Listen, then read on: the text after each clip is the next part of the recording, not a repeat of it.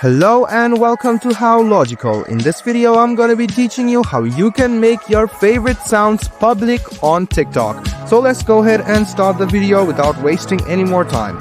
First of all, what you need to do is open up TikTok on your phone. Then just go ahead and tap on your profile on the bottom right hand corner and click on the three lines on the top right hand. Click on Settings and Privacy after that and tap on Privacy. After that, you can just go ahead and scroll a bit down and you can see the favorite sounds option. Go ahead and tap on it, and if it is set for only you, just go ahead and set for everyone. What this does is it allows your favorite sounds to be seen by everyone.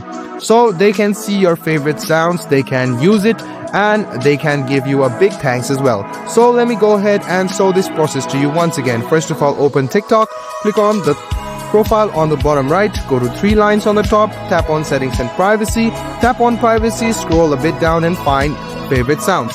If it is set to only you, set it to everyone and everyone can view your favorite sounds. So guys, I hope this video was helpful for you. If you still have any kind of confusion, please do mention us on the comment section down below. Like the video, subscribe to the channel and do hit the bell button for more.